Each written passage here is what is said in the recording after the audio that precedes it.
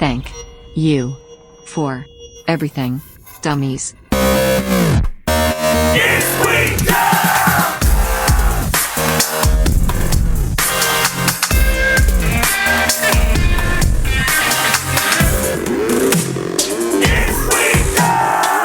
Yay! Never thought we'd make it. We made it. We made it. Episode 100. Episode 100. Man, and nothing was forced. We did it just right on the dot. It just happened to work out. Yep. Where the last episode of Is We Dumb was going to be episode 100. Episode 100. Man, what a treat. What a world. For everybody. Yeah, what a world. I would push sounders, but I can't at the moment because I got your gloves. I got beekeeper gloves on. If you're watching on YouTube, you know what I'm talking about. If not, you're like, why are you wearing... Well... because I'm wearing an entire beekeeper outfit. But I will take off the gloves so I can push some buttons. This episode is not brought to you by Truly, but I've never had one of these before. Joe brought it, and I will say, pretty tasty. Pretty gosh dang tasty. Pretty tasty. And got it because it won't just like fuck up the rest of your day. True. You just like it's a nice, hey, we're going to the beach today. Yeah. I'd love to have some drinks. But not fall asleep at the beach. Right. And I don't want to get turned into a lobster. Right. And I also don't want to like yell at my kids. Or punch somebody. Yeah. So that's true. That should be the motto for Truly. Like, hey, you want to go drink it, but maybe not punch somebody? Truly. I was talking about day drinking this past weekend with somebody, and I was in Springfield, Missouri. Which I heard was a very cute town. It was a very cute town, actually. What's the size of that motherfucker? I think it's I want to say 150,000-ish somewhere in the city, and it's like maybe, I can't remember. That is way bigger than I thought you were going to say. Yeah, it's not real big. It's like a big college town, vibe. But yeah, in the Ozark, Lindsay's exposure, she came with to the Ozark prior to this, or Ozarks. Prior to this trip was just the show Ozark, and so she just expected it to be drugs and guns and hoppy and heroin plants. right. Heroin plants. You just grow heroin, right? You just grow heroin. Yeah, okay. And there is, like almost every other city, there's stuff around there. And the suburbs are definitely a little bit more country, a little bit more like, I think Bass Pro is headquartered there. It's definitely nice. like camo shirts, a lot of hunting, that kind of vibe. But the downtown was very... It was a really cool mix. I looked up, and politically they're almost split exactly down the middle. Like recent elections, so there's a lot of liberal, a lot of conservative. Everybody seems to be getting along, very friendly. A lot of great places to eat. A lot of cool old buildings downtown that have been not refurbished, but like renovated, reclaimed, updated. Sure. Yeah. What do you call that? Urban reclamation? I can't remember exactly, but like it was so cool. It was so like I hope that I was even saying that from stage. I'm like, I hope people here know how good you have it. For a city this size, so many little theaters. And just like funky little places, great breakfast places, great lunch places. I was like, where fucking, this is like a hidden gem. Oh, what? Yeah. Oh, what? Yeah. And then do you want to share some fun that you had on your comedy? I shouldn't. Okay. I should probably I melted down a little bit behind the scenes. There was some stuff, but I don't know if you want to talk about it or not. No, I will just yeah. It's a new comedy club, and they're doing a great job. There was some communication stuff behind the scenes, and I always think, I've had this thought so many times in my life, that my temper is gone. That I'm like, I haven't had a temper flare up. I'm cured. I don't have a temper. All better, babe. All fixed. I'm a calm guy. I'm always calm now. That's my thing, is always being calm. Because I am calm so much of the time. And there was something that just happened. It got fixed later, but something that happened behind the scenes. And I went off so hard on somebody. And not that there wasn't a reason to go off on them, but there probably is never a reason, unless they try to kill me or something, to go off as hard as I went. Sure. And then later, it's the weirdest thing. It's happened all throughout my life, but it'll be like long chunks sometimes in between it. And then afterwards, I'm just like, where did that come from? And I'm like, why did I do that? I could have handled that so much better. What have I hidden inside? It's because a lot of times the way when I get worked up about something, I've learned is I've got what do you call it? Like little mechanisms to, not control mechanisms. Coping mechanisms. Thank you. I learned to try to take a second and just process and come back to the next day. But if something happens where it's more immediate, it's never ideal for me. Like in a perfect world, I can just time warp out, and then take my time with it. Let's sleep on it. I hear you. Process. I hear you. Let me come back to this later, which is what they say you're supposed to do with that stuff. Hear you, understood, received. I'll be back in 1 hour. And I do that with emails and texts now, those kind of things. If I'm worked up about something, I'll write it out, then I won't send it. and then I'll come back the next day, and every time I'm like, oh, this is a good call, not to send that. That was way too much. Thank God. But you get it out of your system. But then sometimes when something happens, like and you only have a minute or two to react, I don't have the benefit of like, okay, let's get it all out. And then breathe, and then come back. Instead, it's just like, let's say all the worst things you could possibly say, and then feel embarrassed later. So Lindsay found it very entertaining. Which is kind of a fun way to go about most things. Yeah, I mean, it's entertaining for people. It is. It's entertaining. It keeps everybody on edge. Like, I mean, so you're adding a spice. Oh man, okay. That if you were just calm as shit, that's not. Come on, who wants to be in that world? I know that there's where everyone's understanding and fine. I know. What a waste of time. What a weird thing to hate that world too, because it's like that does sound so painfully boring to me. That's Canada. that's life in Canada. Yeah, Aaron and my kids went to Canada this past weekend. Actually, where'd they go in Canada? Nelson. Oh, I haven't been there in so long. I've never been. I think I shared it on the show the last time I was in. No, that's the second to last time I was in Canada. Yeah. I fell asleep in the back of a truck and got in because I was drunk and they just never checked it. And I got into Canada. That was the last time. That was like a crazy time I was in Canada. And I think I was close to Nelson. Yeah. Because I was coming from U of I and I just woke up in Canada. Yeah. I bet you were close. Mm-hmm. But fucking gorgeous. And she said everyone is so nice. Yeah. They ran into a place and she said that she only had $40 in cash. Or in cash, so they wouldn't take card. Yeah. But they were trying to buy like $80-something worth of like these things from this one shop guy. Yeah. And he goes, no problem. He goes, just take it for 40. It's all crazy. about doing good deeds. Wow. She's like, what? That doesn't have. And we're, pretty nice around Coeur d'Alene too. Yeah. Just a next step nicer. But then they beat the shit out of each other playing hockey a lot. Which is where they take it all out. Where they take it out. But then they don't seem to hold. I find this interesting where I don't even watch hockey, but I watch some. Happened to be on, just to turn the TV on, and it's like an ESPN press conference. Sticks, ice, got it. Sticks, ice. And it was people, both of them looked like, they'd clearly been in a fight that game. Puffy cheeks, one guy's eye was like half swollen shut, right. Just, red all around, but also wearing their nice post-game outfits and talking so politely and calmly about like, it was an intense game, passions get, flared, but that's just how the game is. And I love them, and that's great. It's like laid back Todd playing fucking hockey. What a healthy way to live, where it's like, sometimes people's tempers flare and you get it out of your system and you fight and you throw some punches and you take some punches. Right. But then afterwards, you go have a beer and you see everything's great. Life moves on, eh? Same, man. We're the same. We're the same guy. We're just trying our best. People are passionate and sometimes that flares over to anger and a lot of times therapists will tell you that's totally healthy. And it happens to everybody. No one's perfect, eh? Hockey post-game interviews look like someone who was addicted to meth and got their shit together. Like that's what they just got their shit together. They just got it. Like someone just bought them a suit. And then now, like, things are working out a little bit, but they haven't had time to get everything else fixed. I love it. They're missing 4 teeth. They got a black eye, but like they're calm. Half their hair is shaved because they lost a bet. Like, who the fuck knows what was going on? They lost in locker boxing. They had a sweaty mullet, missing a couple teeth, but they got like a clear look in their eye. Up and up, baby. Up and up, on the way up. That's bad. It's funny you say that. I so many like weird, as far as the socials go, of hockey shit that's been coming by, and I forgot how much I liked hockey.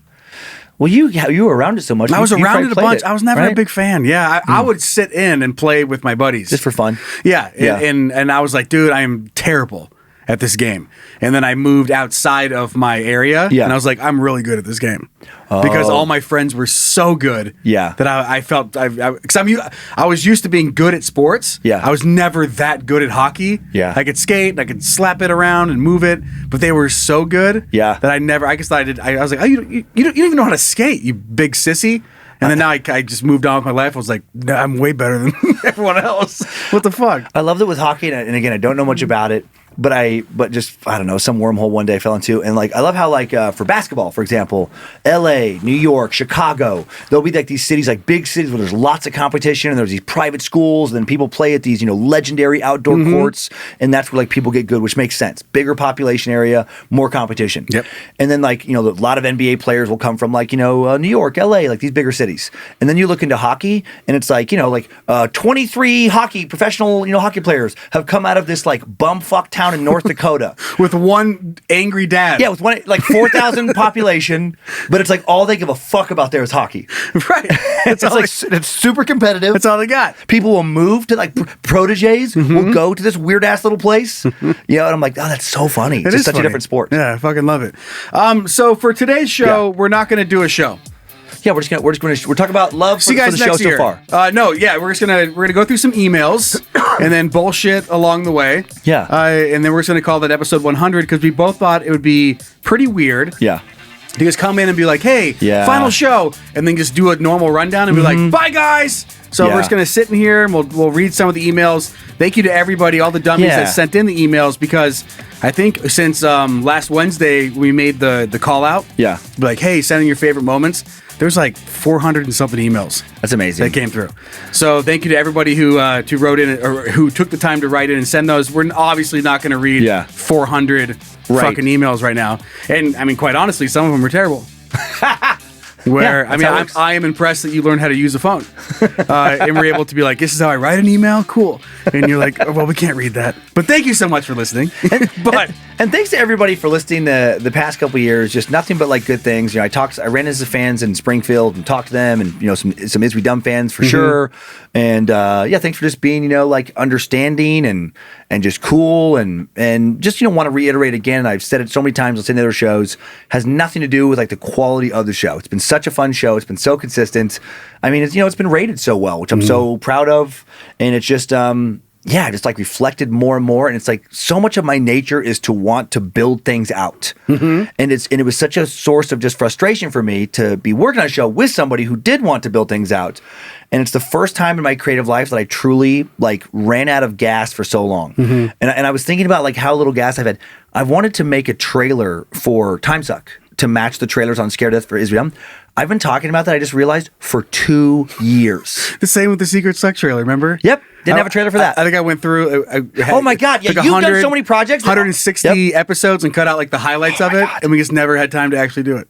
Like, it's just Logan like, built an amazing website that I just needed a day to like oversee and line up with some app upgrades. Haven't had that day. Right. And that's what's just crazy is like, everything's been good. Life is good. I have no like, you know, like big complaints other than just time where it is crazy where you realize, oh my God, in the last 2 years, I haven't had a single day just to like do nothing or use that day to like work on all these kind of like get behind projects. Yeah, the marketing projects. Yeah, exactly. And then you just realize like, you know, it's so different than like, I think I tried to approach this all, which is good in some ways, with the approach that you would use if, okay, it's no secret that I'm a fan of like the Black Rifle Coffee guys. When I went and saw their new headquarters, I've seen both now in Salt Lake City and San Antonio, and just listened to their stories, talked to them, met Evan, who actually, it's so weird, the guy, Evan Hafer, who, when we finally met, he is the same, he graduated the same year, graduated from Lewiston. Okay. He went to Lewiston. We know one of his, two of his best friends from high school were two guys I knew at Gonzaga, one of which I was roommates with. So like wild. such a small world. His dad was a logger in like the Lewiston area when my dad was a logger just, you know, 2 hours south. And it's like so many weird little things. But like, you know, the hustle he kind of put, you could outsource different things and you're building like products, you're creating new jobs, your roles, but it's not like he's not making coffee anymore. You know, he oversees it, but he grinded so hard. And I kind of approached it like you would if you're building out like some corporation that way. And then I'm like, yeah, but like those people aren't involved in all of the creative aspects of everything they're doing. Bill Gates is not still writing like the next Microsoft program. Right. Yeah. Yeah, it would be like, exactly if Bill Gates had to like, okay, we got these new software things and I'm going to go code it. Right.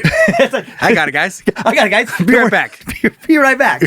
and then I didn't want to accept that. So I was like, okay. And it was this thing of like, well, maybe next week.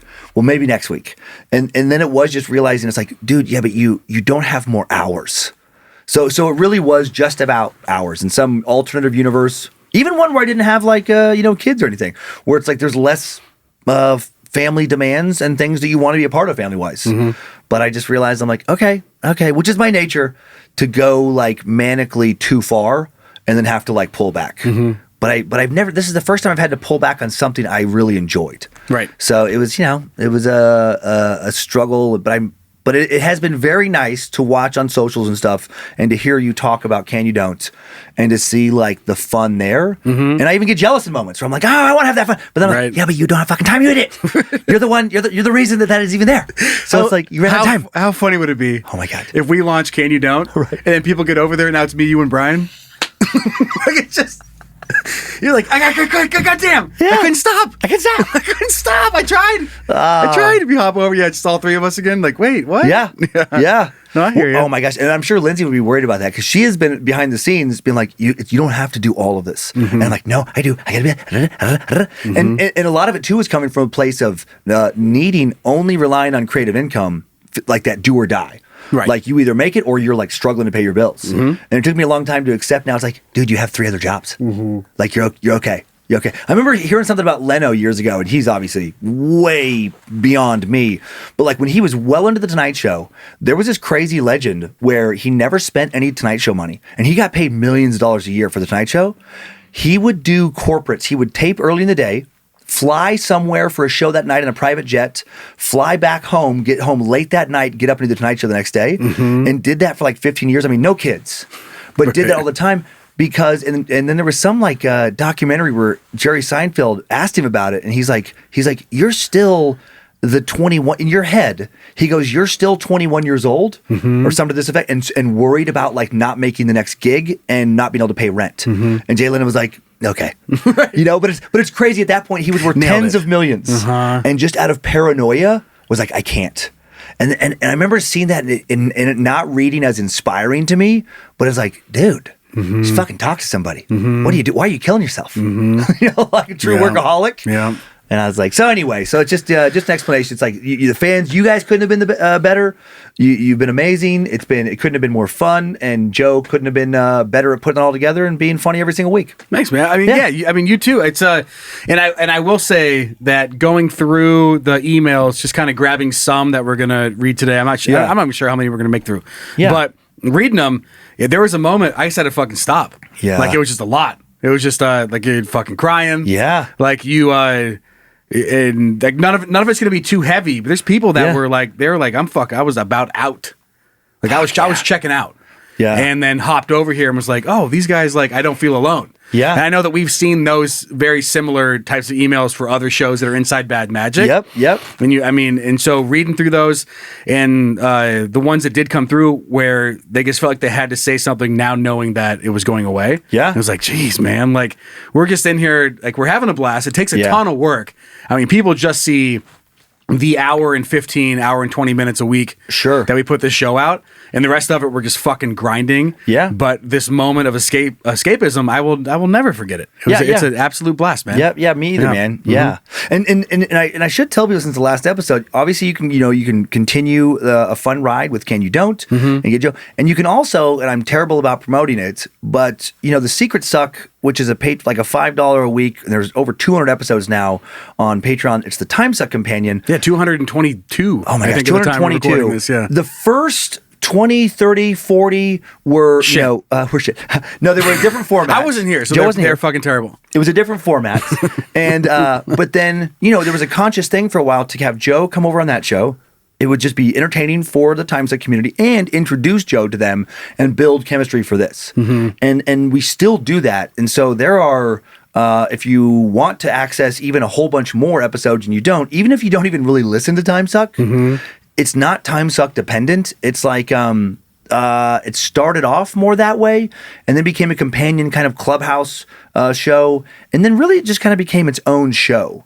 And so you can hear us making fun of wackadoodles and talking about conspiracies and just talking about the episodes, the recent 6 months or so. Right. But there's like a crazy amount of hours. So if you do want another fix, and if you're interested in that, it's there. Right. And somehow finding a way, which we have almost every single time. Yeah. And there are serious conversations on the Secret Suck. Yeah. But I do almost find it a goal, no matter how fucked up the topic is, to find a way to make us both cry laugh. Yes. Like it's just you're like, why we shouldn't be doing this. Oh yeah. Whether it's like talking about would you fucking Nazi hooker? Oh my god. You're like, all right, fine. Like that's the segue and that's the way it works. Yep. But yeah, it's an absolute blast. And at the time that we're recording this, which is only 2 days before episode 100 comes out. And the launch of Can You Don't. Yeah. This past weekend, Logan is the producer for Can You Don't. So we have to be 3 episodes ahead. for Can You Don't. Yep. We're actually going to be an entire month ahead by the time we launch this Wednesday at the same time this episode comes out. Okay. So first episode of Can You Don't is available right now. So as soon as you're done here, hop on over there and check it out.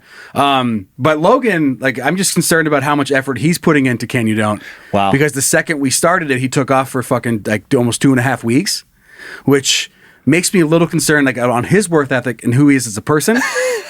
So, right. Is there anything you want to add about how you want to fuck up anything I'm doing on a side project moving forward? Listen, I promise after my 2 to 3 weeks, I will only request a maximum of 3 months time in between. Great. And that's approved. Okay, perfect. That's approved. So whenever you take off for 3 months, can you imagine getting 3 months ahead on content? Gosh. It's like, hope you like it. Can you imagine, like, you get 3 months ahead on content, and then literally the next day, Putin declares World War III on fucking Ukraine. Oh, shit. And the audience is like, why won't they address it? They won't even acknowledge it. Like, so many things have happened.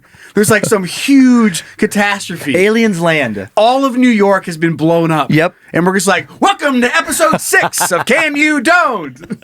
It's by the end of the 3 months. This one goes out to our New York. Like, the stories just have to do about New York, about how much we love it, because Brian just went there, so that's even funnier. So he gets great city, and we're just so far ahead we can't fucking do anything about it. Oh my god! I was picturing it like in the first Terminator movie when they just show the future that the fucking Terminator Schwarzenegger gets sent back from. That fence. Like, I always remember that the flaming swing. Oh yeah. Mm-hmm. I'll remember that forever. Yep. And just good job, whoever decided that scene. The rebels that are fighting the robots, and that kind of like everything is fucking destroyed. Like, that's where people are listening to the last few episodes. It's just like in bunkers where they're hiding from fucking machines or aliens that are like hunting humans down. And he's like, hey guys, anyway, just doing the fucking. Our advertisers are so pissed because we're not hitting our numbers. we have 14 that have somehow figured out how to like jerry rig some fucking like hotspot to listen to our. It's like, sorry, I know you wanted 100,000 projections. You got 14. Oh my god! And I'm sorry. I love picturing that world, and there's still like this little bunker with a bunch of HelloFresh executives. How can we sell more of these goddamn fruit pies? The dessert options are not nearly as popular as our Mediterranean fish. Oh my god! I picture like the actual menu items in that dystopian world. It bring me back to the on the run doing the ad. Remember the ad? Podcasting on the run? on the go. Yeah, podcast is on the go. Podcast on the go. Oh my god, my leg. I think it's gonna. I have a blood infection. I think I'm gonna lose my leg. But you know what I could really use right now? A good night's sleep. Lisa mattress. Purple. They'll ship it to you. Stress is real, especially when robots have killed your whole family and you're hiding out in a bunker under the fucking ruins of New York City. Right. You know what? You know what I can really use right now, in addition to being life flighted out of here and taken to another planet? A better help counselor. Right. Just like my better help counselor Debbie has. My better help counselor Debbie was fucking killed a couple weeks ago. But anyway, right. So I called her. She didn't pick up, but her husband did. He was crying. Jerry, or whatever his name, Ron. I think I heard the aliens kill him. Right. But Ron was pretty helpful too. He told me, run, and then keep running. We're all gonna die. Which I felt was pretty helpful. The HelloFresh menu options, I gotta get this out of my system. I just picture it's like you know, like Twinkies come in like 3 Twinkies in one. Hell yeah! It's just like a Twinkie in the thing, but like 2 of them have been eaten, and there's a rubber band just wrapping the plastic around it, and then like a half-eaten can of Dinty Moore. You get whatever the executives didn't want. You get no matter what you order, it just comes up half-eaten. Just shows up. They can only deliver within a half-mile radius of their fucking last remaining bunker. It's like, they send it to you and then tell you how to break into a house to find a microwave. Like, that comes with the cook instructions. First thing you need to do is you're going to have to break into someone's house and find a stove. Got it. Deal. Check. Check. Make sure you have a measuring cup and 3 tablespoons of butter. God, I love the fucking idea of podcast ads still running in a dystopian fucking, like, where there's almost nothing left of the world. I'm taking off my helmet. Oh yeah, it's just too hard to navigate in there. It's bugging the shit out of me. God. 1 second. I was picturing all of our advertisers. I was just picturing like like somebody listening to podcasts on their fucking pair of Raycons. They're just like, this is the best the apocalypse has ever sounded. Raycons. You really feel like you're getting attacked. The new Raycons have robot awareness mode, where you can listen to your favorite podcast, but also be able to hear death robots coming to kill you and everyone you love. Depending on what angle they're coming from, the left earbud will vibrate. Shit! Run! You know where they're coming from. Okay. So good. What were we talking about before all that? Doesn't matter. Doesn't matter. Being thankful. Oh yeah, cool. I'm thankful. So very excited about Can You Don't. It records so far in advance, out the gate. But Brian, he is so excited because he's never done a podcast before. Yeah. He's been, more successful. I fucking hate social media. I'm not good at it. Yeah. Like I like talking to people and interacting with the fans. Yeah. Which anybody who's written into the show, they know that. Like you get that. Yeah. Sorry, you get that interaction. But I'm just not good at showing like who I am. And he's figured that out. Yeah. And I'm so envious of it. And I'm actually very excited that like that will be a part of Can You Don't. He knows how to do that shit. Yeah, absolutely. So I am excited about that aspect. He's pumped. He's over the moon at the reception he's gotten from the Bad Magic family. Oh, that's cool. And he plays into that all the time. Like he's talking about he's the new stepdaddy. Okay. He's like, I'm not trying to replace Dan, but I'm gonna take care of you guys just as much as your real dad would. You'll still go out and throw some catch. Yeah, exactly. Yeah, He'll play some catch. Yeah. That's fun. He has some cool skills. That's awesome. And maybe he'll get, so there's just a different element there, and we're happy about it. We're 3 episodes in, and I do feel like we've number 3. The first 2 were great. They were funny. Yeah. But number 3 felt like it finally like started hitting a turn. Yeah. Where he opened up and started saying some really fucked up shit. Okay. That I made 100% sure to make sure he felt super awkward about. Okay, good. Like I didn't support him on it. Good. And he was like, yeah, of course I'll fucking blah blah blah. And I'm Leave like, him hanging. "Oh, cool. Whoa. Wow, great. Logan, would you ever do that? And he's like, Whoa. no. And he's like, God damn it, because he's not. He's like waiting for like, of course I would do that. And you just throw him under the bus, and it's really fun to watch him wiggle in his seat. But we're having fun. It's going to be a great show, and you hop over there and enjoy it. And I would don't be surprised if Mr. Dan Cummins makes some appearances. Yeah, exactly. Once I get a little breathing room and get things, get trailers made, little things like this taking forever, and get ahead on stuff, which is taking forever, that'll be a blast to pop on over there. Yeah, cool. Exactly. Yeah, so it's rolling right along, and again, it's out right now. Do you want to read some emails? Yeah. Okay. Now let me read. Do you want to read that first one? Again, like, if you wrote in and we don't read your email, don't be butthurt. There's just a billion of them. And a lot of you guys wrote in about the same like favorite moments. Yeah. So I'm not gonna have we're not gonna have a selection of 15 of them that all mention the same favorite moment. So just know that going in, we love you guys all the same. Yeah. And we'll sleep with all of your parents. So I'll start with Chris Crowfoot. Okay. Yeah. Does Go that sound ahead. good? Yeah. Okay. So Chris writes in, howdy doodly to my favorite podcast. Howdy doodly, neighbor. And all the dummies out there. I wanted to thank you guys so much for everything you guys have done in the past 100 episodes. Especially I feel like 96, 97, 98, 99 were our strongest. That was the highlight.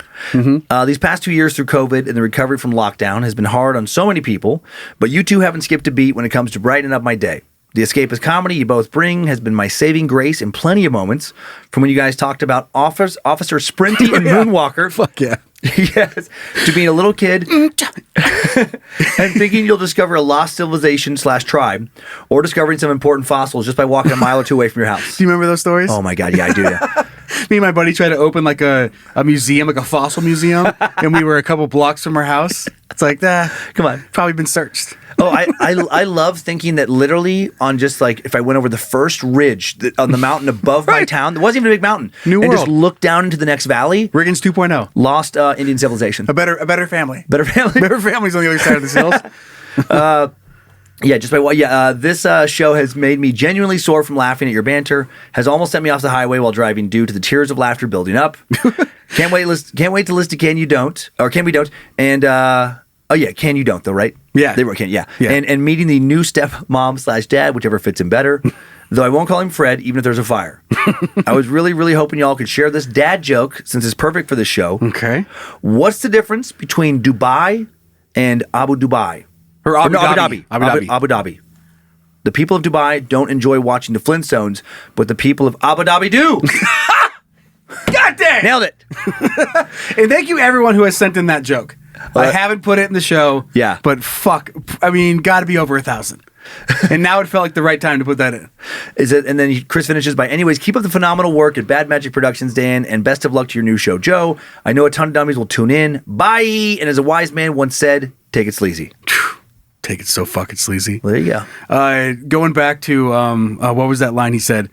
Driving off the highway. Do you remember that one listener story that came in where he was listening to our show and then ran off, like, dodged a deer and went into the fucking, like, off the side of the road? I remember there were some near accidents. And I thought there was one even, I think maybe we didn't cause it, but I thought there was one where there was an actual accident. Yeah, this guy. Yeah, he fucking hurt.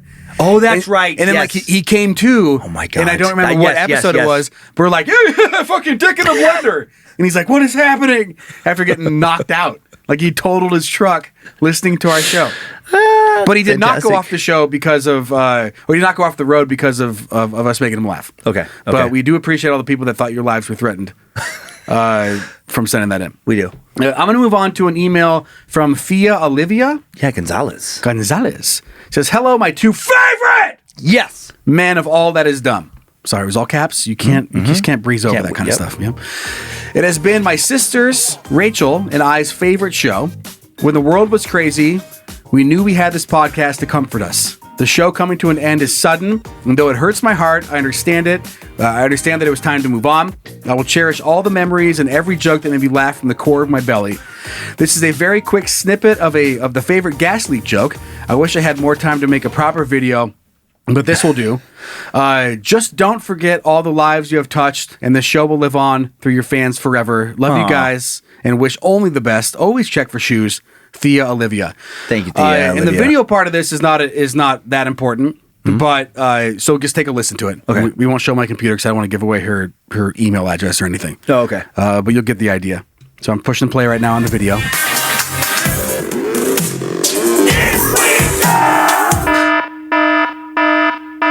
Hey guys, there's a fucking gas leak! You gotta wake me up! You gotta wake me up! Wake up! Wake up! Gas leak. Why'd you leave the keys up on the table? There's a gas leak. You gotta wake up. There's a gas leak.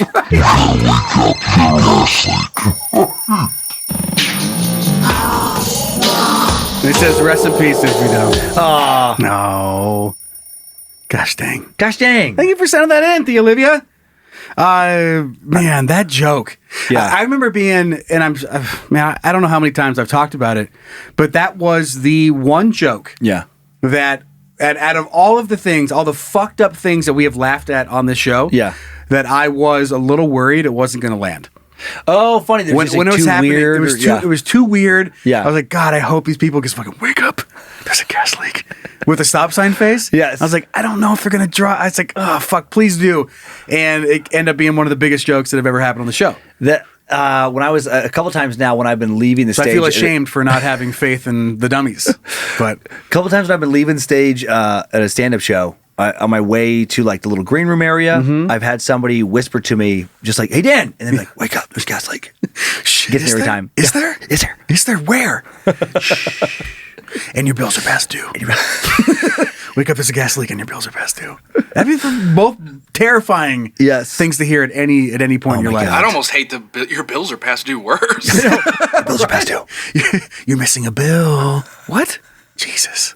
I'm trying my best. It doesn't matter. They don't care how hard you're trying. Wake up, you're being audited by the IRS. Right? That's it. Yeah. Oh my God. Wake up, your kids are gone. That'd be like, I got free weekend? So that's not scary depending on how good of a parent you are. To me, I would be like, I'm going golfing. I'm going golfing. And then I'm going to fishing. figure out where my kids are. After I go get and verbally abuse myself on the golf course. And then I'll figure out where they went. Yes. Okay. Get them eventually. They're fine. They're old enough to take care of themselves. Yeah. Do you have another email to read? I'll do Amanda Hall. Okay, Amanda Hall. What's she saying to us? Amanda Hall wrote in saying, "Hey, Dan and Joe, my fave is we dumb moment was hearing you guys read my email on the show and then giving solid just don't advice.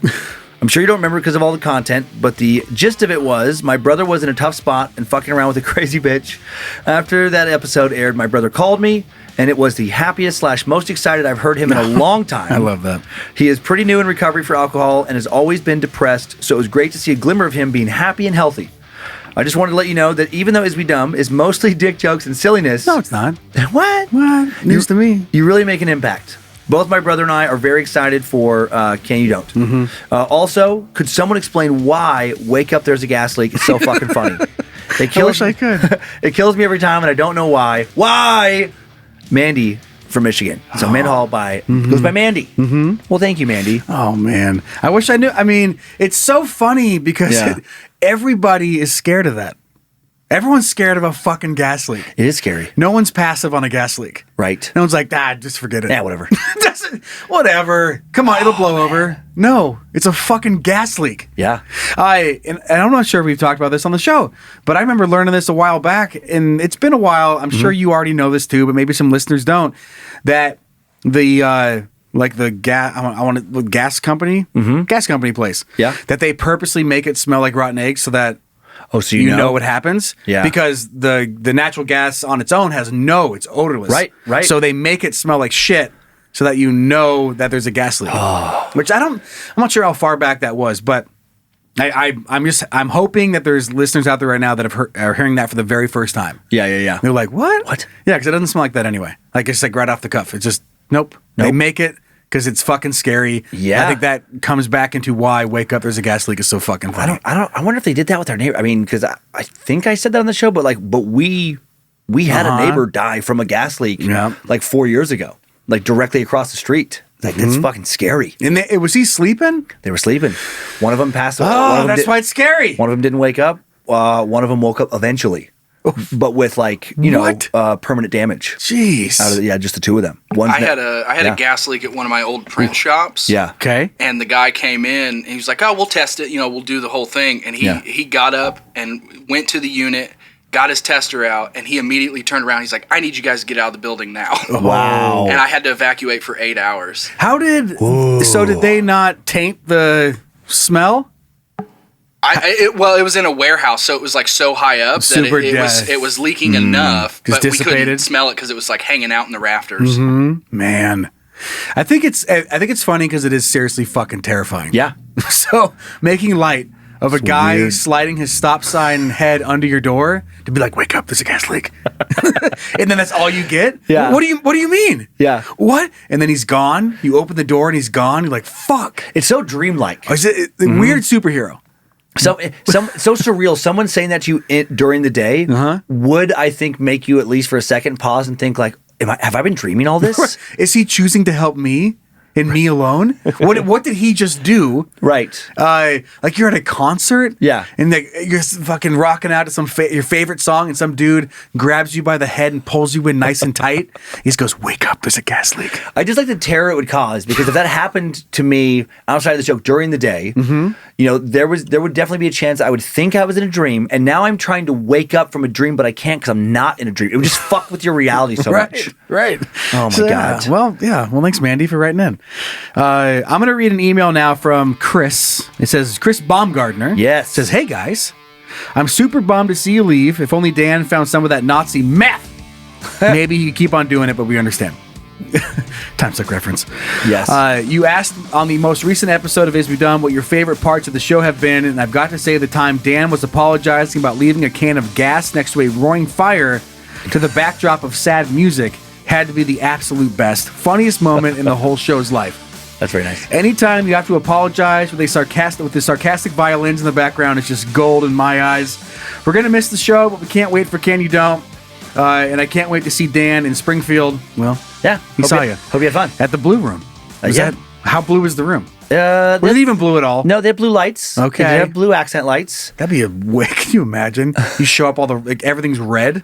Oh my God. Fuck? It's just called the Blue Room. It's called Blue Room, and it's bright yellow. What? What is this place? I did have fun playing, I will say, with the word blue, just because Springfield is actually known as the buckle of the Bible Belt. Okay. It's like weird flex, maybe, Springfield. Well, maybe that's just one of the things, like terms. I know. Yeah, but like We're the buckle. Where's the buckle? Your fucking pants would fall down if it wasn't for us. But it's the head of the Assemblies of God Pentecostal church, which is probably the largest Pentecostal denomination, I think, in the world, or the States at least. And then also a big Baptist congregation is also headquartered there. And so it has strong, very uber far-right conservative, evangelical roots. And I would start off my shows very serious, and I would say, I would apologize for the sex talk that everybody heard before me. And I would say I think they got confused by the term blue, which can mean profanity or vulgarity. There will be none of that filth going forward.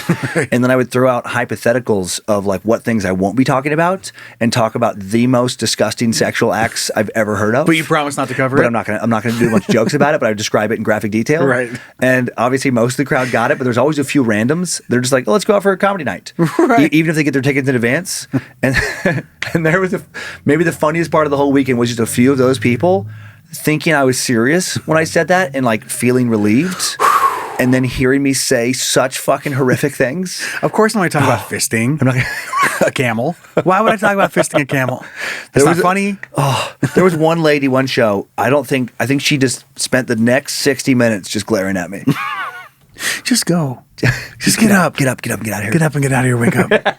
Wake up. There's guys You should have just you left the mic on stage and then walked and just go to her. It's just don't. And just you help her up. You usher her out. Go on. Go and get. Go and get. Go and get. There's better things out there for you. This isn't the right place for you. This is a terrible Friday night. These are not the droids you're looking for. Right.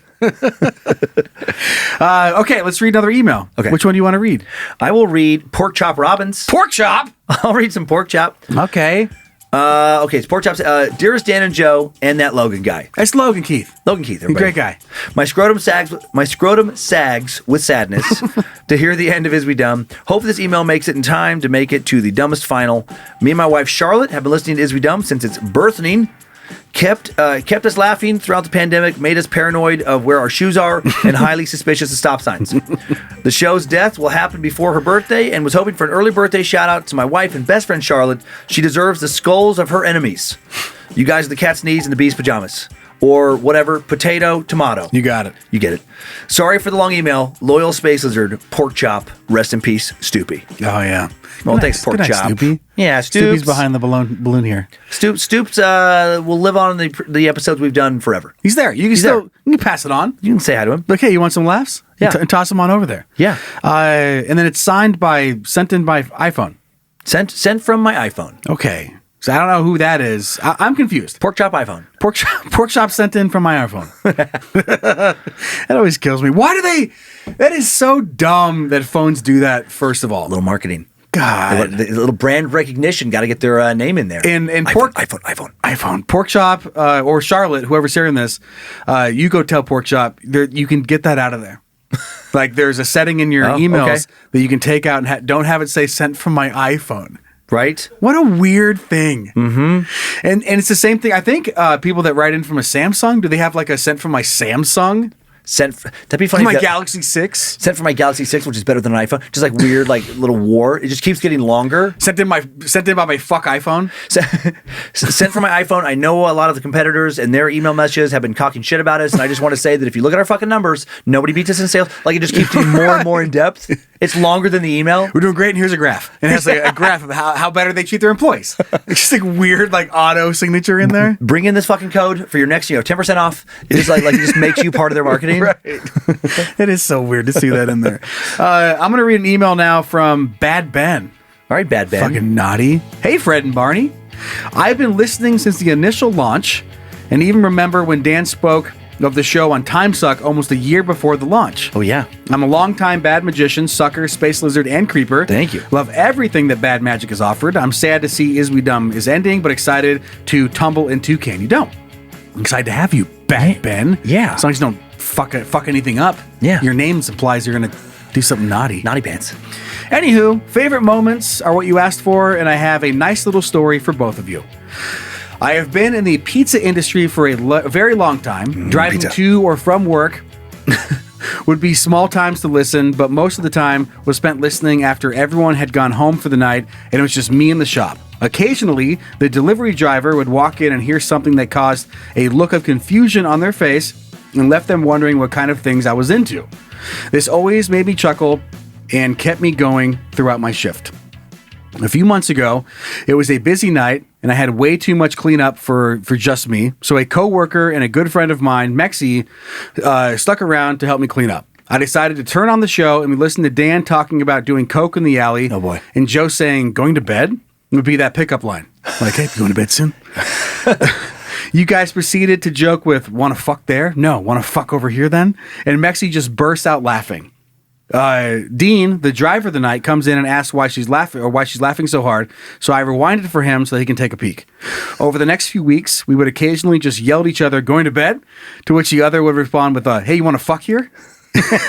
And this is a joke that I forgot that if there was a joke that I am upset didn't take off as much as I wanted it to, right, it would be this one. Yeah. So he goes on to write, he goes, then there's where's the baby? Happen, and that spread to even more of the drivers. Before long, there was a handful of us constantly shouting quotes from the show to each other, to the bewilderment of the other employees who had no idea what we were talking about. Let me add the yelling, wake up, there's a gas leak, in the pizza restaurant. For sure, a dumb thing to do. Confirmed from personal experience. Time went on, and Dean and a few other drivers who were fans of the show moved on. In fact, Dean's last day, I walked up behind him and whispered, wake up, there's a gas leak. And we both had a good laugh. This past week, Mexi was walking by me and I said calmly to her, I have a serious question for you. Where's the baby? She told me I should check for shoes, and we go to part ways when the new woman, Kendra, goes, why is everyone looking for this baby, and what does it have to do with shoes? We laughed so hard and we filled her in, so now she listens to the show and she joins in. I'd just like to thank you both for filling my nights and bringing me closer to some of my coworkers. Also, each of those new fans is going to cost you $5. Your loyal dummy, Benji. Aw, Benji. Oh, man. But yeah, that joke was so funny to me. Yeah, somebody smelled like baby powder or something, right? Yeah. But didn't have a baby on him? Right. And got shade at a restaurant or something? The waitress is like fucking just giving him shit about smelling like baby powder. Yeah. Listen, we're not going to get mad. Just tell us where the baby The cops show up. We've all been here. Right. We've all been in this situation.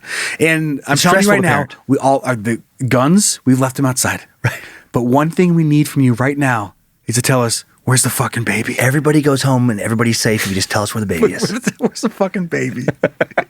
I totally forgot about that until Benji wrote in. That's awesome. That is, I had a long, there's a stretch, at least for a couple weeks after that episode, where I just laughed hard. Just thinking about, where's the baby? Come on. Well, listen, what's the worst that could happen? You could go to prison, right, or tell us where the fucking baby is. Tell us where the baby is. Tell us where the baby is. Well, thank you for sending that in. I appreciate that. Now I'm going to read one from dummy Braden. I almost said Braden. Braden Curry. Okay. Writes, my absolute favorite moment. Something that's remained in my vocabulary from the moment it happened has got to be that'll be $5. Okay. Yep, Jerry. Jerry, $5. Wake Up There's a Gassy is a close second. Mm-hmm. Check for shoes. All of the dumb stories. Laid Back Todd. I love you. Every goddamn moment. You guys are the best. Writing this in tears, but still beyond excited for Can You Don't. 3 out of 5 stars. Wouldn't change a fucking thing. Appreciate all the Bad Magic crew. And then a follow-up email. Okay. Dan and Joe talking about Dan being in the ravine while skiing like, leave me to die. Fuck you. While they tried to rescue him. Highly underrated theme has to be Dan misunderstanding at least one detail in almost every single Would You Rather. That's hilarious. Yeah, I read that. Oh man, that killed me. I don't remember exactly what Would You Rather it was. Yeah, but I do remember that.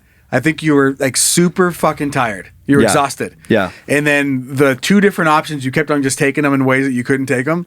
And it was like, well. You're like, well, I could do that because I can't blah, blah, blah, blah. And I'm like, I'm going to read it for you one more time. I think we had to do that at least 3 or 4 times throughout that episode. Oh my God, that sounds right. And just you're like, no, you can't because it says here during the day. And you're like, oh, okay, okay, fine. All right. Fine. Sounds good. But yeah, the ravine one is super funny to me too. Do you remember that story? I don't remember the ravine one. We were all skiing at Silver Mountain. Yeah.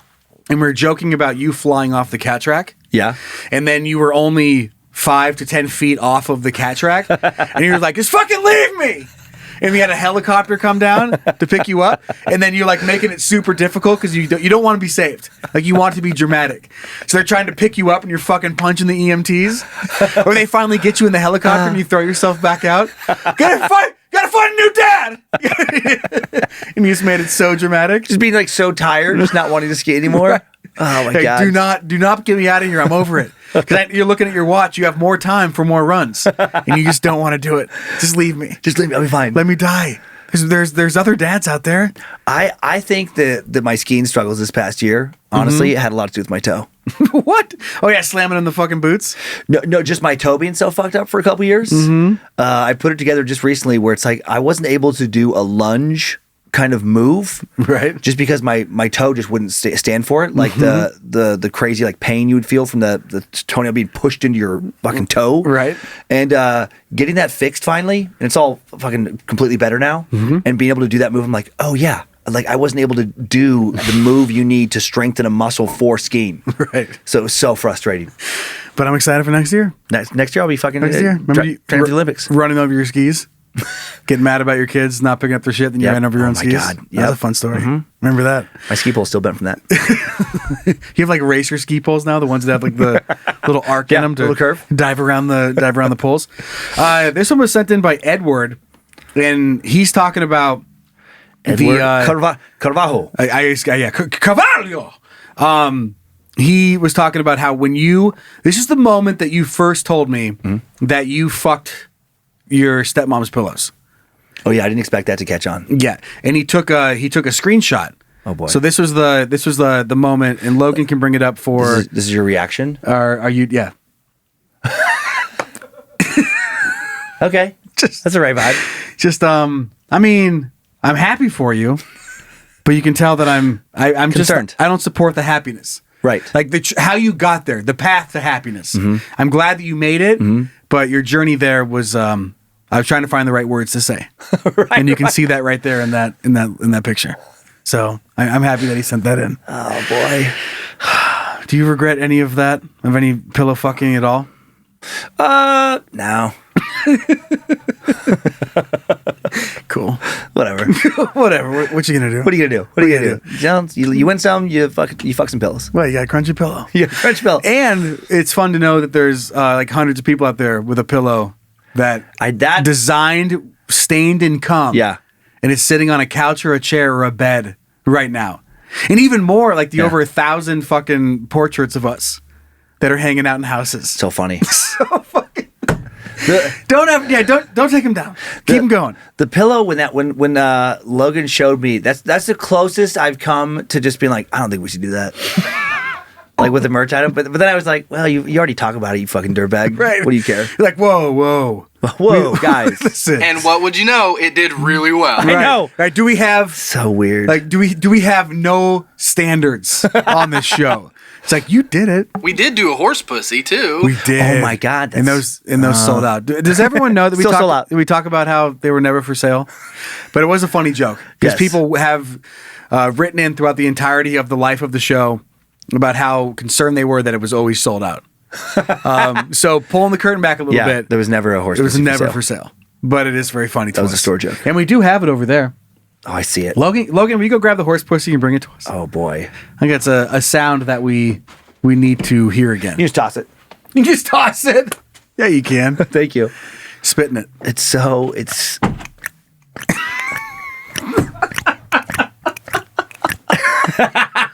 And then that it's was fuckable. That was the vagina, and then here's the butt. That's top and bottom. It's top and bottom. Look at the other side. Let's flip it over. Oh, the top is never mind. That's the butthole. Never mind. So okay, look. And then the one that has it's a glow in the dark clitoris. So here's the vagina. Cool. That's authentic. If I know anything about horse pussies, that's the butthole. And then if you want the butt, that sounds like you could yell your name into it and get an echo back. This is double penetration. This is someone talking through your butthole. This is someone talking to your butthole. What are you doing with your life? It's crystal clear. What are you doing with your life? Did you come? Did you come yet? Did you come yet? Hurry up and Come finish. on. Did you come yet? Fucking fucking horse pussy. Oh, boy. And that was a tag team effort. Like people, that was not cheap. Coming off Etsy, that was hundreds and hundreds of dollars. What a weird thing. You get that custom fucking horse pussy. And it's sad that none of us has fucked it. I think you should get your dick out and fuck it for the final episode. Oh, just really go out with that. Yeah, what bang. could happen? Like, what's the worst that could happen? So it wouldn't carry over into other shows or have any impact on the other companies or anything. Oh my god, that would be if this all got shut down, like we lose our ad deal, everything goes away, and then I have to explain episode 100 of fucking a fake horse pussy. Yep, I have to explain like why the kids can't go to the same college. I got caught up. I got caught up in the moment. Joe said, and then I fucking took my dick out and I fucked that fake horse pussy. And apparently, advertisers, had a lot of problems with it. Do it for the thumbnail. You're fucking a horse. Do it for the grams. You're fucking a horse pussy, and I'm cheering you on in a beekeeper outfit. And then we put it on TikTok. We put it on TikTok, and that's got to be worth it. That's worth something, right? That's how Bad Magic just shifts over to OnlyFans. We make a huge fucking OnlyFans push. You think there's anybody on OnlyFans fucking horse pussies? There's got to be at least one. A fake one. There's got to be at least one person. No, real ones too. I don't think so. I think you get shut down. That'd be some kind of like animal abuse. There's got to be a darker version of OnlyFans, and you have to be naive to think there's not. Like a darker underground of OnlyFans. Like on the dark web? Yep. I don't know if anybody would support it with like the server and everything. I'm sure there's people just throwing out videos that they'll sell you of them fucking horses. Mm-hmm. But to have a website dedicated to horse fuckers. I've seen them. I've seen videos of women getting fucked by horses. What are you watching? Geek. Women getting fucked by horses. .com. .gov. .biz. .biz. Just business, baby. Showbiz. .showbiz. .showbiz, baby. Okay, so I'm going to read an email now from Penny Plant. Oh, okay. If that's your name, that's fucking sweet. I didn't read the last one, did I?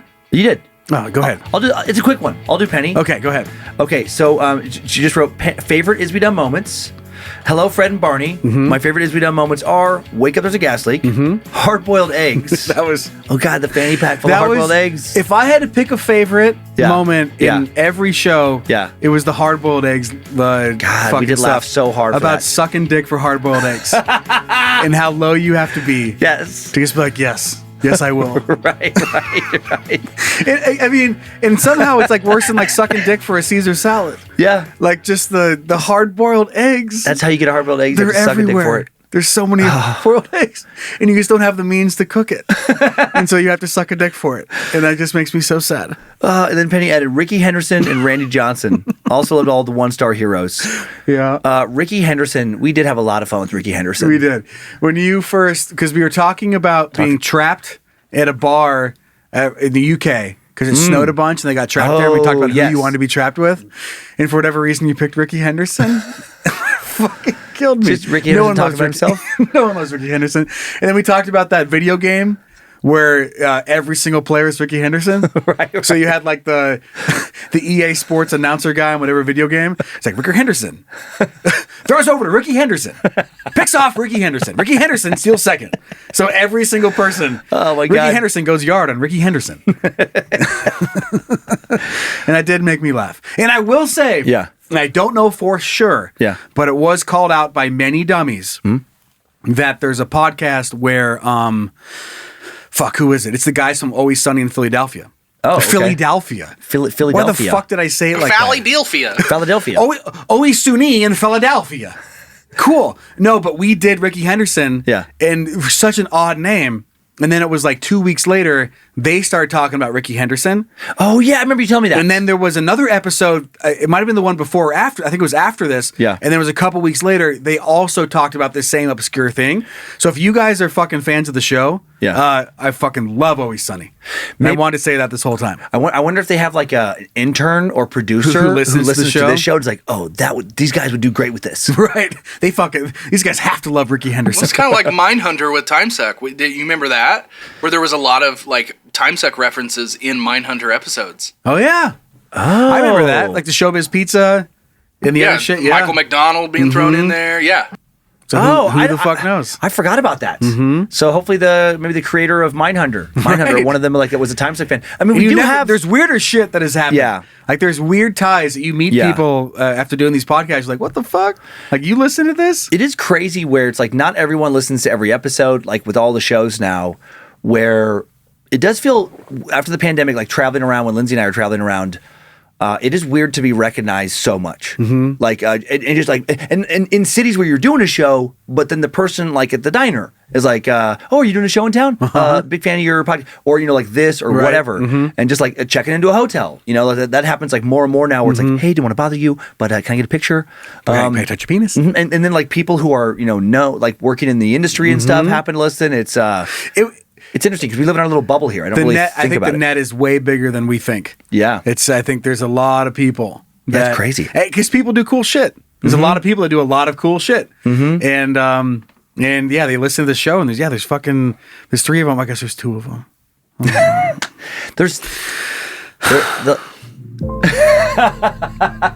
So yeah, we got 2 of them. Now we have 2.5. 2.5. We got 2.5. Joe's still in Secret Suck. And that's cool.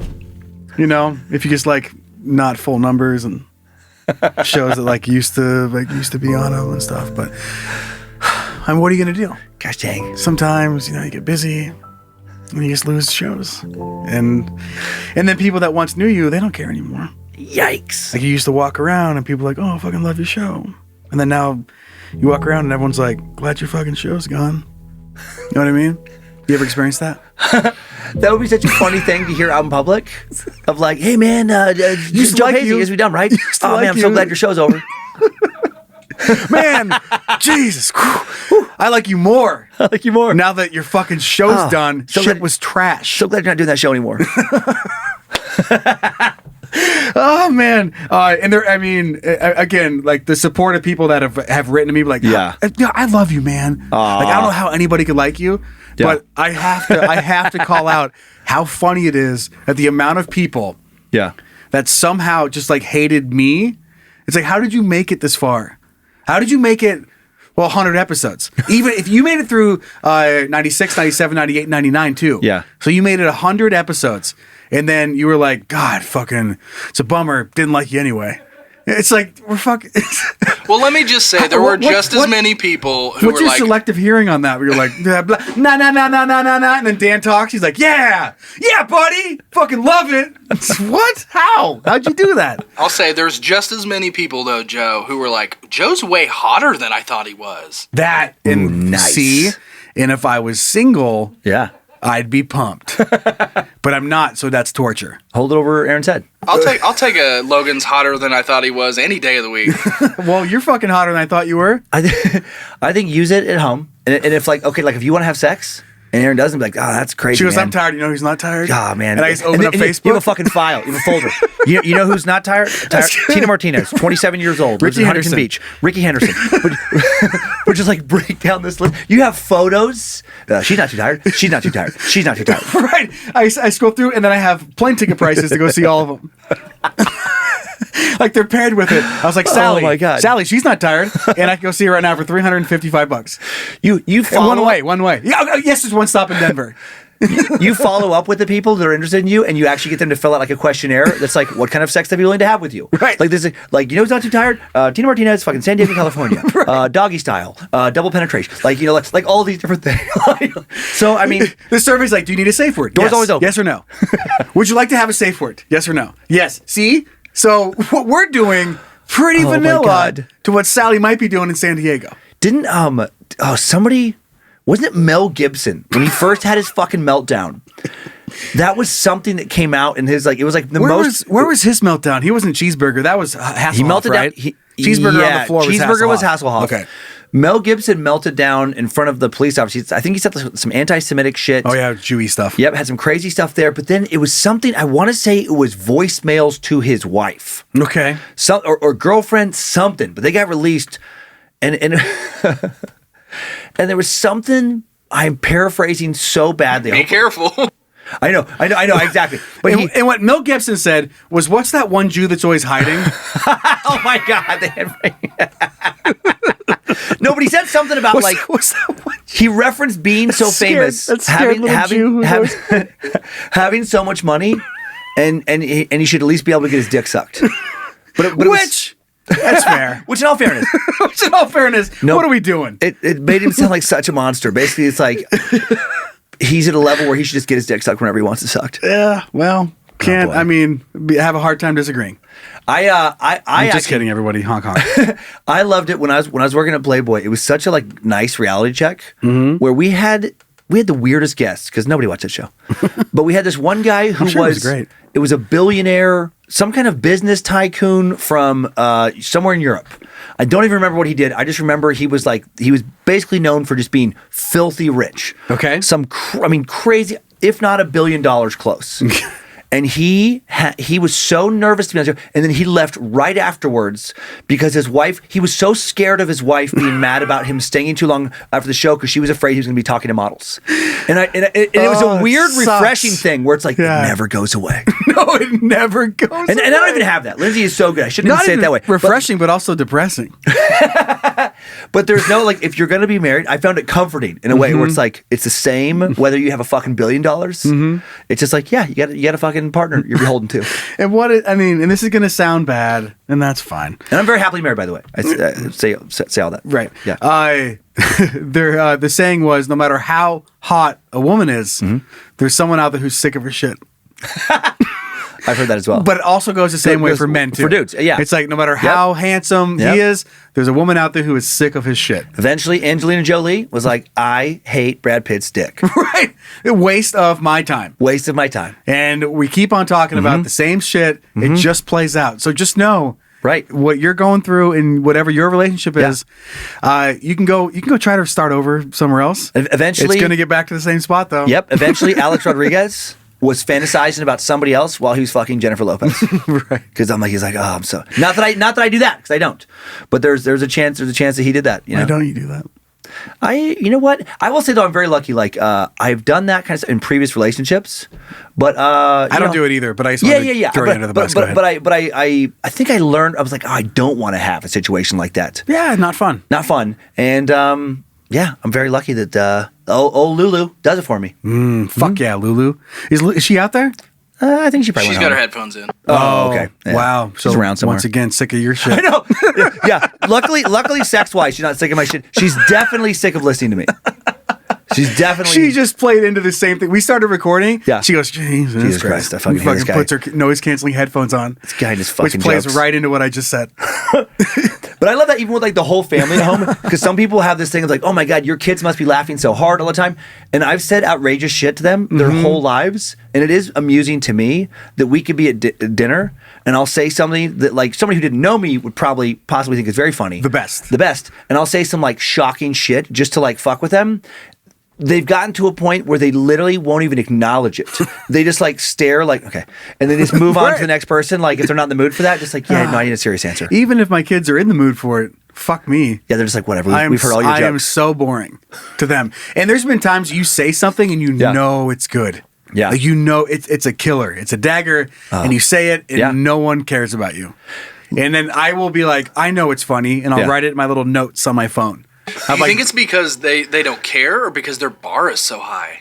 No, I think it's just they care. They care. They've just been jaded. They're just jaded. Yeah, they've been around it. They've been around it too much. They know, and even if it's off, it's not your normal vein of joke. Right. It doesn't matter how funny it is. They don't want to give you the credit. You're fucking dad. And I can still make my kids laugh. I can definitely still make Lindsay laugh. Like I do. Like we have those laughs all the time at home. But it's just a thing where it's like they have to be in the mood. I can't like it's not that new somebody who doesn't really know you and all the jokes are fresh. And one of the funniest jokes I've ever heard about that was before the big scandal where he fell from grace, which where there was definitely scandalous stuff. Louis C.K.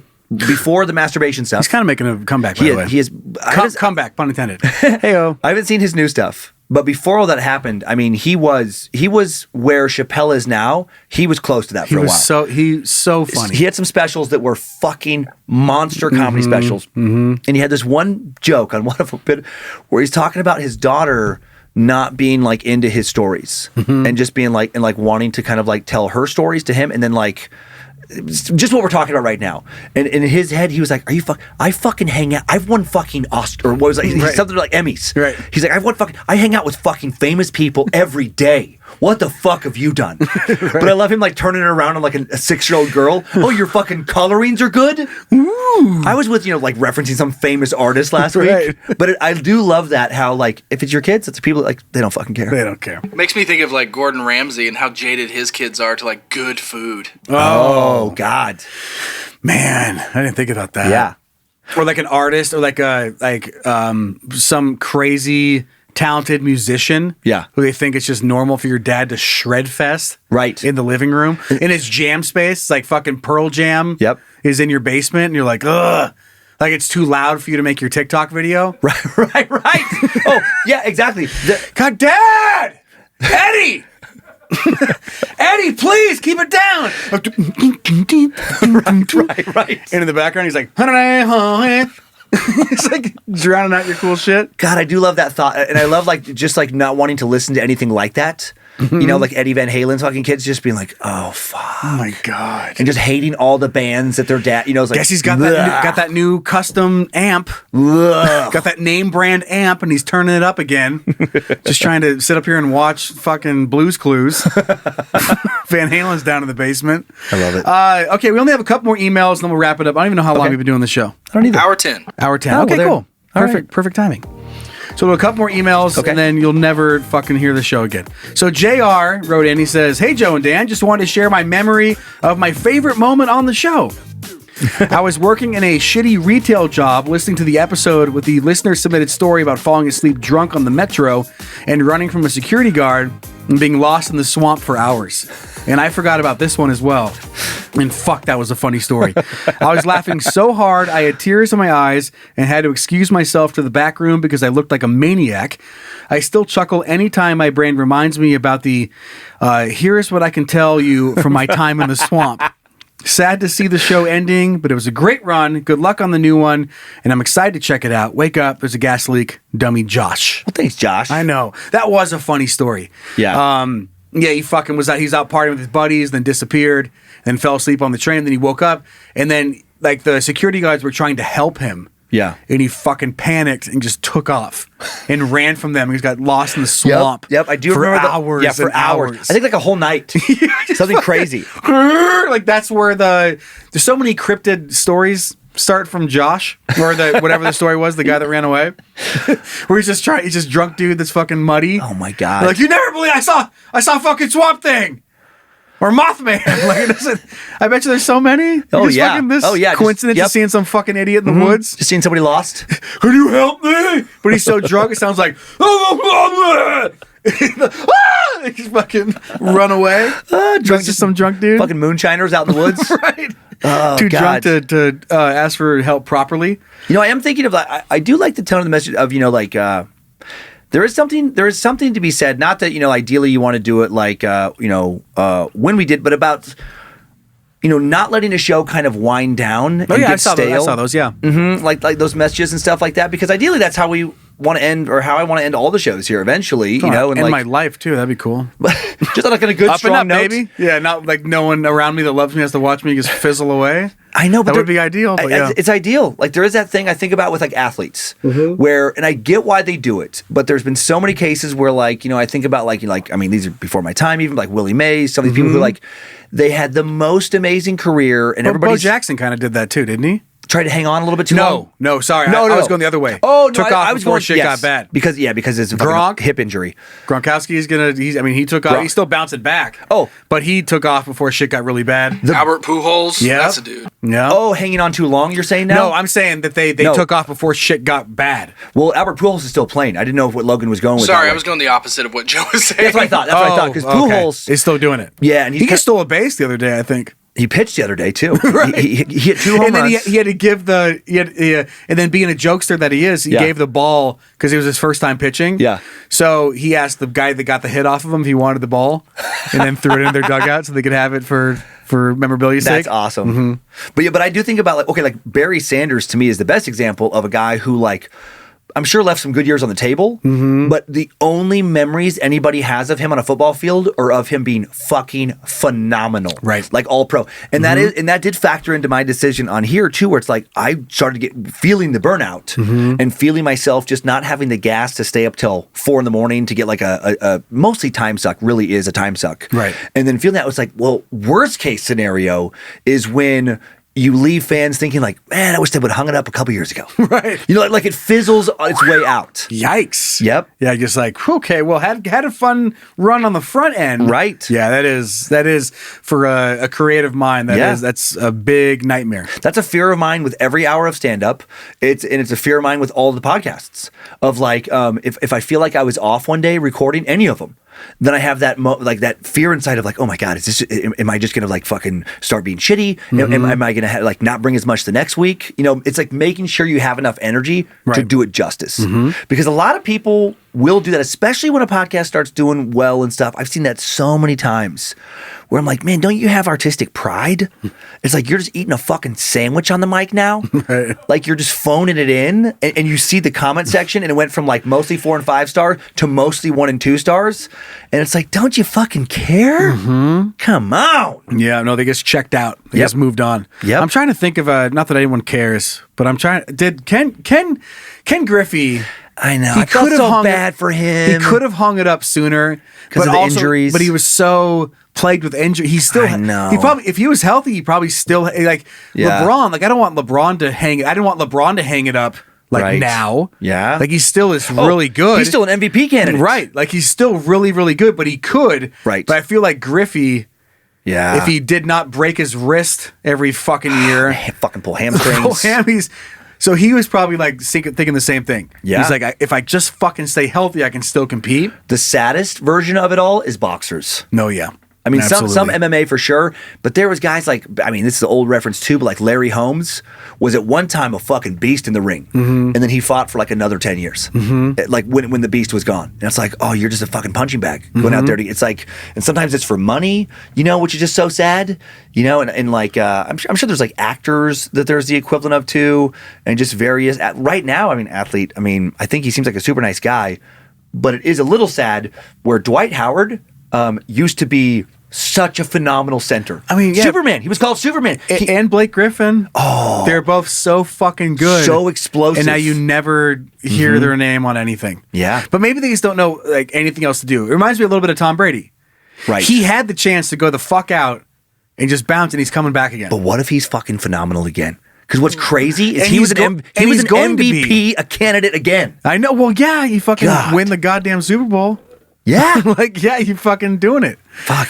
Yeah, so he's coming back, but I'm a little worried about him. Whatever. No one cares. But there's so many athletes that have hung it up at the right time. Yep. And there's the ones that keep doing it. And the ones that keep doing it just makes me think they don't have anything else to do. Right. And that plays a little sad for me. And I do love understanding. Yeah. Understand you've dumped your entire life into a game. Yep. And you don't know what else to do. Right. But it is a little sad that even in the last handful of years you weren't thinking about what am I going to do after this stops? But I am proud here that we have this catalog that I'm proud of. You know, that there was passion brought to it, and that you now take your passion to a new show, which is going to be the excitement of new, and that I will be able to like refocus energy on the 2 shows, weekly non-Patreon shows that we still do, and try and keep that, because that's always an important thing with me. It's like, you know, if you can't bring it and feel like you're giving it your 100%, then hopefully you can find something else to do to make money and stop it. Yeah, and thankful that there's surrounded by people that are not happy with not giving 100%. Yeah. Like those are the people that I want to be around. Yep. So very understanding in the sense that if you can't do it, don't just phone it sucks. In. Like it's just, we're not, I mean, besides episodes 96, 97, 98, and 99, I'm so proud of those episodes. Me too. Like that was the culmination of everything we've done here at Is We Dumb. It was just if there's something that represents Bad Magic as a brand, but it's so dense. It's so dense with content. Yeah. We didn't skip any beats. They're going to be in some kind of podcast class, Hall of Fame. Yep. Like down the like they'll be teaching. They'll be like a whole course of like this is how. Yeah, it's only 3 minutes. This is only 3 minutes long. But there's 2 hours worth of A-grade content in that 3 minutes. Yeah, a minute and a half are the intro and outro. But in that 90 seconds, fucking fire. Fire, baby. The whole time. I picture this podcast Hall of Fame where they have different wings of podcasts. And then there's the Is We Dumb one. And it's like, that's like what you hit on the way to the bathroom. Like, it has those 4 episodes. Oh my God. It's like, what do they cover? And it's like, not much. And then men, women. that's our mark. All right, let's read one more email, and then we're gonna sign off and fucking be back later. Pressure on Emily Loken 2772. Then can we? Okay, here we go. we have no idea if this fits or not. No, it won't. Hey, all you lovely guys and gals. I'm sorry to hear that the show's ending, but I totally get it. I probably would have put off writing this email forever, but now I know I have limited time. My story is, I downloaded the Wake Up There's a Gas Leak at your recommendation. I thought, this would be so funny to turn into an alarm. I haven't been able to get my boyfriend to listen to your show yet, and I've tried. So after about an hour of messing around with my phone, I finally figured out how to get the sound clip from my alarm. My alarm is set to go off at my usual 4:30. I go to bed snickering about how funny this will be. When it goes off at full volume at the crack ass of dawn, all my boyfriend mumbled was, "That's spooky," and rolled over to go back to sleep. I was crushed. I didn't get a better reaction, and I was sad about that all day at work. But when I got home, I found out he had been talking to all his friends about the scariest shit alarm that went off that morning. The line that stuck with him was, "This is a nightmare." So it was well worth the time and frustration to get that as my alarm sound. And I was no player from 9 to 9. 3 hours my started and almost fucking Emily. Well, that's great, Emily. Did it. Way to wrap it up. What do we got? Yeah. Hey, or then this one, I have like push all of the segue. Yeah. The things that have just kind of happened over the years. We've never Now entering the comedy zone. pushed that one. But that one's been there since the beginning. Since the very beginning? And we've never pushed now it. entering the comedy zone. Now entering the comedy zone. What other buttons you got over there? Got some good ones. Oh, that's Can You Don't. Let's fucking. So we got laughter. We got what's this one? We don't have that one. We have wait. Oh, fuck. Oh yeah. That one's in there. We got exclusive hot new mix. Yes. Okay, this one's good. Hot shit. Here it comes. Oh, fuck. That is fun. Brand new banger. That was a joke that never made it, but it probably won't ever. Anything else besides you and your horse pussy? It was a blast. Yeah, it's a blast, man. Thanks. I'm sad, but I'm happy. Yeah. I'm excited for the new adventure. Yeah. And hope to see you guys over on Can You Don't. I mean, fucking like I said at the start of the show, Brian is absolutely pumped. He is so stoked at the opportunity. He loved Is We Dumb. He loves your comedy. Oh, that's nice. And so he's excited to come in there. And yeah, what I can tell you right now is if you like what's happening here, you are going to be A-okay over there. Yep, it's totally the same nonsense, the same dumb shit, and it's going to feel great.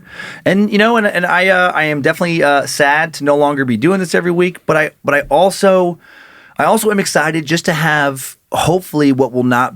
I just have like this fantasy about like what if it's funny, like Lindsay and I talk about what if I can have a weekend where everything is caught up. I've done all my content and I don't have to work. Like, which like it's just been, I mean, it has been the best ride with the Bad Magic stuff, and I don't regret any part of it. It's like you have to grind oftentimes to get what you want. Right. But I am hopeful that I've kind of like reached a little thing where I can keep building without having to sacrifice so many hours. You know, just little moments of being able to go to the gym, you know, it's like those kind of things again, spending more time with the kids, playing tennis with Kyler, having date nights with Lindsay. I'm just hopeful that, we're getting a few things kind of squared away with less content to have to produce each week behind the scenes, to have more people take a few extra things off my plate. And I really think I'll be able to research, do a good job with Timesuck, or, compile stories for Scared to Death, do stand up, take summers off, take winter break, do 2 weekends a month roughly the rest of the time, and have it all feel manageable and just bring a level of just not feeling tired for it. That's where I started realizing too. It's like I would come away from a show where it's like my whole stand up career, I was like, I dreamt of shows that would be sold out of fans, people to see me. And then I started having those shows, and it was the best thing. And then often there was many times when then I would be like, well, I got to hurry and either get to this meet and greet, or we're not going to have the meet and greet. Shut the fuck up. I have to go right on. Yeah.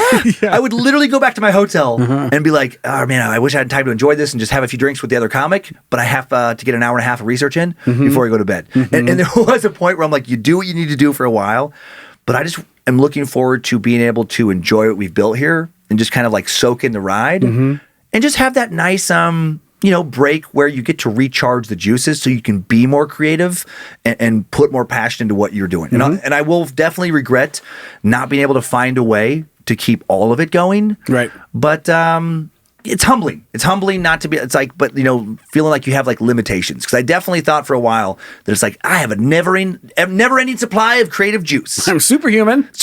And I can do that endlessly.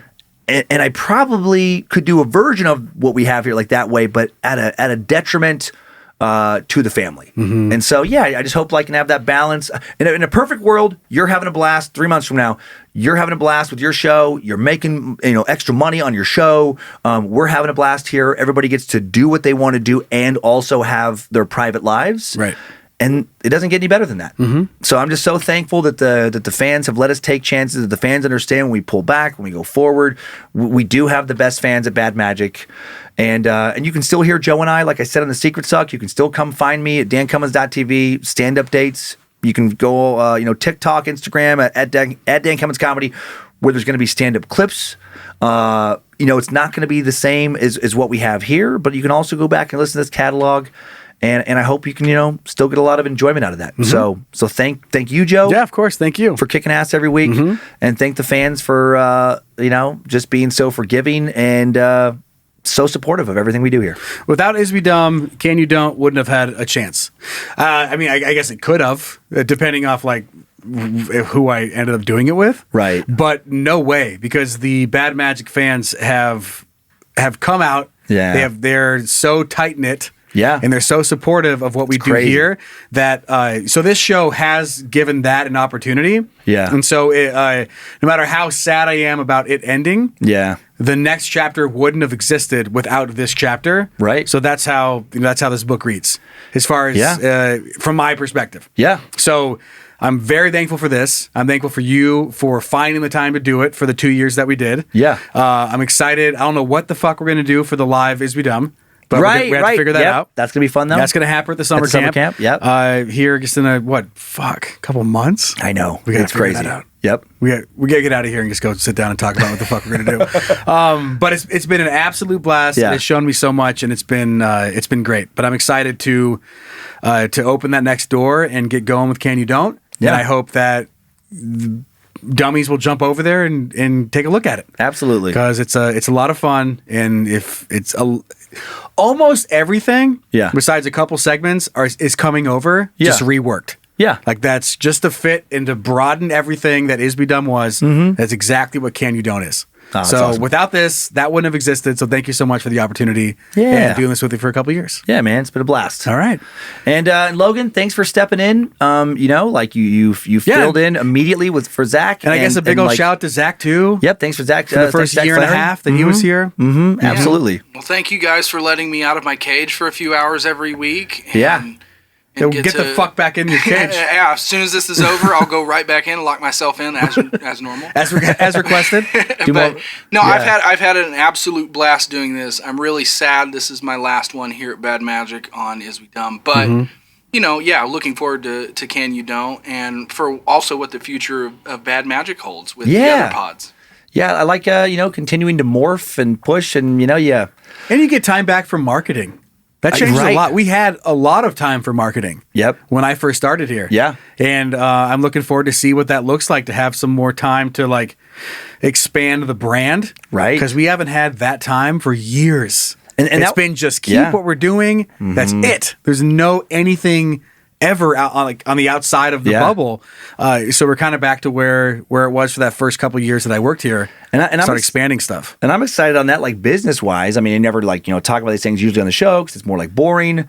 But that was another thing I knew. I'm like, okay, this is you're probably not running your business the best way. Where in order to stay on top of weekly content, I have turned down so many opportunities to like do things where like, people that have influence on one platform or another, like, hey, we want to feature this, we want to do this. And I'm like, okay, cool. I should be able to get to that in 2 weeks.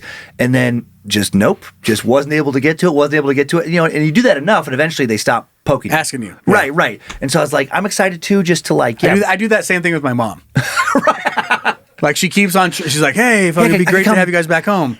And as long as I say no enough, right, I never asking. have to go home. Perfect. Yeah. No, but I'm excited too, where it's like, looking back, we had, time for like us all going out to lunch and doing those things here and there. And then it did just turn into nothing but grind content, which I'm proud that we did that. And it's good, but it's, you learn things. I mean, I even think about, I compare it to, in my head to like this book I read forever ago on Starbucks. When Starbucks started doing really well, like a long time ago, 20 years ago, whatever, they were like, oh my God, people love our stuff. Let's do everything else. And they had like ice cream and all these things, different things at grocery stores. And they went in a million different directions. And it did, even for a company with all these different moving parts, they stretched themselves too thin. And there's all these like stats that show like, they realize they're like, we're working harder than ever and accomplishing less. Because you can only market so many things. You can only get people to be aware of so many things. And so it's a very, this whole thing I is kind a of very remember interesting Starbucks ice cream. It was good. It was good. I It remember was being good. little and I was in Seattle because my Yeah. stepmom at the time worked at that very first Starbucks. Oh, wow. Pike Place. Pike Place. Oh my God. Yeah. She worked there. That's And crazy. And so I remember having ice cream in Seattle growing up. That was Yeah. Starbucks brand.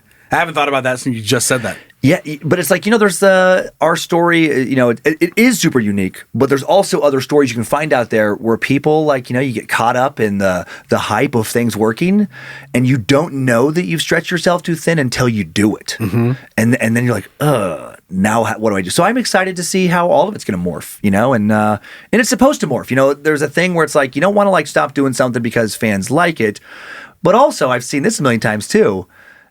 There's people who get so worried about letting their fans down that they don't tinker with any things at all. And they're like, I'm just going to keep doing the same thing. And then it's inevitable that at some point people are like, heard it. Yeah, It's gotten stale, Yeah. boring. So it's a tricky dance, but it's a fun one to do, to try to like not go such a left turn that you alienate everyone, but also change it up enough that you keep people interested. There's a lot of different ways to die in this business, and just letting people get bored is for sure one of them. Absolutely. So, Think about yeah. a season of a TV show. Yeah. That it's great, but it just Yeah. it just does the same type of shit over and over and over again. Yep. It goes back to the athletes that didn't leave when they were supposed to. Right? It's like everyone's like, God damn it. You had your season moment. 5 when this should have been done by season 3. That's why, like Yeah. Breaking Bad, I have so much respect for like Vince Gilligan and like the team. We're behind that show. It's like I watched the whole series twice, and it's been a while, but it took them forever to sell that show. And Vince Gilligan like had never had a show before where he was the man like that, and so like that was his dream. The creator's like, oh my God, everybody loves it. It gets good ratings. You're making lots of money, and I guess there was a lot of pressure. Like, let's fucking keep it going. And they were just like, no, it's this many seasons. Period. That's the arc. That's it. And they stopped it, and they walked away, all of them, from so much money to do so. But like now it will live forever as one of the most perfectly crafted series of all time. And it's like, man, it's so beautiful because it's so rare. Right. So, it's like if we, none of the shows will last forever, and hopefully we'll have the fan support and the passion where it's like as another one. And I'm not saying we're not looking at getting rid of the, Scared to Death or Timesuck at all. So Timesuck and Scared to Death their last show is June 15th. No, we're not. Sorry to tell you this way. Sorry to tell you this way. The amount of free time you would have. Oh my God. Just way less money, but free time. But gosh dang, I'm free. But gosh dang, I'm free. So much fishing. I'm finally fishing. I'm an avid fisherman finally. Maybe good at it. Maybe good at it. We don't know. But there is that thing where I hope there is a point where it's like, okay, even though it's doing well, it had its run, and then introduce something else and be like, hope you like this. Because as a fan of other people's art, that's what I always like the most. Is like, oh, you didn't just write it forever because it was a moneymaker. And I've seen that with like radio shows. I'm not going to name this one. But there was a show where they were the kings, and it was such a fun atmosphere to be around and being in there. And it's like they were the height. And then you go back 8 years later, 10 years later, where it's like they peaked 7, 8, 9 years earlier, and they're all doing fine financially. And it's like, guys, just stop. Just do something else. You're tarnishing your legacy. Like you're okay, but you want to hold on to that. I don't know. I guess fan recognition. It's like, but just do something else, and be okay with what you did. Yep. So Is We Dumb? I'm so glad that I genuinely laughed every single episode. Yeah, it was an absolute blast. There's some of the funniest, hardest I've fucking laughed probably ever. Oh yeah, cry was on laughed this show. Yeah, it was probably. I mean, out of all the dumb shit I've done in my life, probably the hardest I've laughed was on this show. And I'm glad we have it captured forever. I know it's available for everybody. Good job, Joe. Good job. Good job, Barney. Do you want some water? No, I'm okay. Oh, I already drank my drink. But I'll pretend that was whiskey. Ouchie. Ouchie. Okay, well, do you want to say bye? I want to say bye. Do we say bye at the same time? The balloon? Do you want to pop a balloon? Okay, let's pop a balloon, even though I hate it so much. You hate balloons. Even though I hate the sound that I'm making right now. Damn it. Bye, what? I have a knife in my pocket. I'll just squeeze it. You're going to squeeze and pop it? Yeah. Dude, Okay. I think we're going to both look like pussies because it's not going to pop. 3, 2, 1. Bye, everybody! Yeah!